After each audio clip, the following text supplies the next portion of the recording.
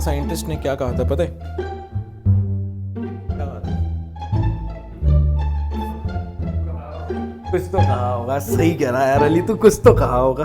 चलो खैर, किसी और दिन बात करेंगे क्या कहा होगा। कुछ तो कहा होगा।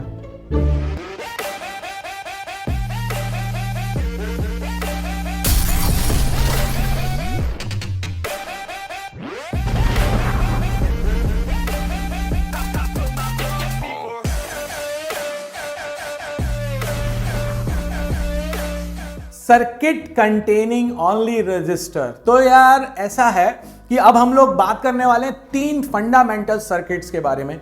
Circuit containing only register, circuit containing only inductor, circuit containing only capacitor. 3 महारथी आगे के RL, RC और LC और RLC सारे सर्किट के लिए ये 3 ही जिम्मेदार हैं। इन तीनों को पकड़ लो। जैसे तुम कहते हो ना, न्यूटन साहब के जमाने में पहुंच के दबा देते हैं, उनका तो ग्रेविटी की बात ही नहीं होगी, ना बचेगी फिजिक्स और ना हम सोचेंगे भैया वो नहीं होंगे तो कोई और नया न्यूटन पैदा हो जाएगा। न्यूटनों की कमी नहीं है यहाँ पर, इसीलिए मारने की जगह समझने पे भरोसा करो। तो अब बढ़ते हैं अपन सर्किट कंटेनिंग ओनली रजिस्टर की तरफ। इस टाइप के सर्किट्स में हम करेंगे क्या? देखो, आर वाले सर्किट में हम V और I के बीच में एक रिलेशन निकालेंगे। कैसे निकालेंगे? तो हमें उसके बीच का एक रिलेशन पता होना चाहिए कि वोल्टेज और करंट के बीच में क्या रिलेशन है रजिस्टर के लिए। फिर हम बनाएंगे एक फेजर डायग्राम। फेजर डायग्राम बनाने के बाद हम लोग उसकी वेवफॉर्म भी बनाएंगे और हम ये देखेंगे कि वोल्टेज और करंट सेम फेज में है कि नहीं। अगर कोई लीड कर रहा है तो कितने से लीड कर रहा है, कोई लैग कर रहा है तो कितने से लैग कर रहा है। बस इन सर्किट्स में यही एनालिसिस होता है। तो सबसे पहला सर्किट कंटेनिंग ओनली रजिस्टर। तो ये आपके सामने ब्यूटीफुल सा सुंदर सा चमकता धमकता हुआ रजिस्टर आ गया और ये हो गया रजिस्टर। और ये लगा हुआ है आपके पास एक AC सोर्स। AC सोर्स को कैसे दिखाते हैं? वो बीच में ऐसे प्लस माइनस मत लगा देना, पोलैरिटी फिक्स हो गई, इसका मतलब है कि वो DC है, फिर वो AC नहीं है, फिर वो DC है। और DC के केस में यहाँ कहाँ, तो फिर करंट इलेक्ट्रिसिटी में बात करेंगे। अब सबसे पहले डिराइव इक्वेशन फॉर I कैसे निकालें? तो यार रेजिस्टेंस के लिए V और I में रिलेशन क्या होता है? Ohm's law. अब अगर मैंने आपको वोल्टेज की इक्वेशन दे दी V0 sin ओमेगा t, अब आपको करंट निकालना है तो ओम्स लॉ के अकॉर्डिंग आप क्या लिखोगे? I is equal to V by R। अब I इज इक्वल टू अगर V बाय R है और आपको V पता है, आपको R पता है, V आपने यहां पर रख दिया, क्या है? V0 sin omega t। V0 लिख दो, Vm लिख दो, कोई फर्क नहीं पड़ता, वो मैक्सिमम वैल्यू होती है। और मैंने तुमको कहा था साइन या कॉस के आगे जो भी लिखा रहता है वो उसकी मैक्सिमम वैल्यू होती है। यहां पर लिखा हुआ है V0 by R। V0 peak value है, कांस्टेंट है।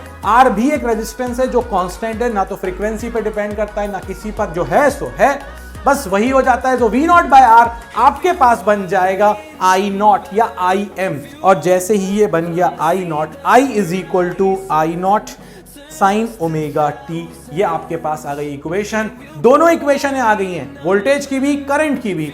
अगर इसका फेजर डायग्राम बनाएं तो गौर से देखो, V is equal to V0 sine omega t and I is equal to I0 sine omega t। दोनों में प्लस में 0 है, ठीक है। और ये दोनों पॉजिटिव हैं, दोनों साइन हैं, दोनों के ओमेगा टी भी पॉजिटिव हैं और दोनों में प्लस में 0 है। इसका मतलब है कि अगर ये वाला फेजर बन गया आपके पास करंट का, उसी डायरेक्शन में आ जाएगा V।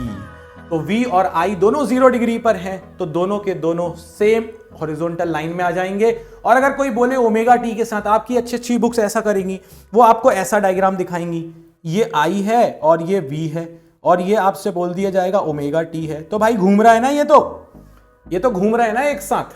तो but voltage and current both are in same phase. तो याद रखना, फेजर डायग्राम आपका तैयार हो चुका है। V and I both are in same phase in case of resistor. और ये बहुत इंपॉर्टेंट कंक्लूजन है, voltage and current are in same phase in case of resistor. अब इसकी वेवफॉर्म बना लो। अगर वेवफॉर्म बनाने को कहें तो देखो यार, साइन की वेवफॉर्म कैसे बनती है हम सबको पता है। तो अगर आप देखो गौर से तो ये आ गया आपके पास V, ये ठीक ब्लैक वाली लाइन पूरी V है और सेम फ्रीक्वेंसी के साथ 0 फेज डिफरेंस के साथ I है। तो कुछ लोअर एम्पलीट्यूड में ये वाला आपके पास बन गया I। तो same V and I both are in same phase, दोनों साइन की वेव्स हैं, एक का एम्पलीट्यूड कम ले लेना, एक का एम्पलीट्यूड ज्यादा ले लेना, बन गया आपके पास वेव फॉर्म। तो सबसे इंपॉर्टेंट कंक्लूजन इस वीडियो में यह निकल कर आया, in case of resistor voltage and current both are in same phase. Waveform बना ली, इक्वेशन निकाल दिया, रिलेशन निकाल दिया। अगले एक वीडियोस में हम बात करेंगे इंडक्टर के बारे में, हम बात करेंगे कैपेसिटर के बारे में, कैपेसिटिव रिएक्टेंस निकालेंगे, इंडक्टिव रिएक्टेंस निकालेंगे। बट एसी की इस वेब सीरीज में तो यहीं पर हम फुल स्टॉप लेंगे। मिलते हैं नेक्स्ट वीडियो में इंडक्टर के साथ। इस क्यूरोसिटी को बनाकर रखो क्योंकि एसी बहुत मजा आने वाला है। चलिए, शेयर, लाइक, सब्सक्राइब तीनों चीजें करते रहना, और आपके जो अच्छे अच्छे कमेंट है ना, हमारी एनर्जी का सोर्स वही है। बना के रखो इन कमेंट्स को। इस वीडियो में इतना ही। जय हिंद।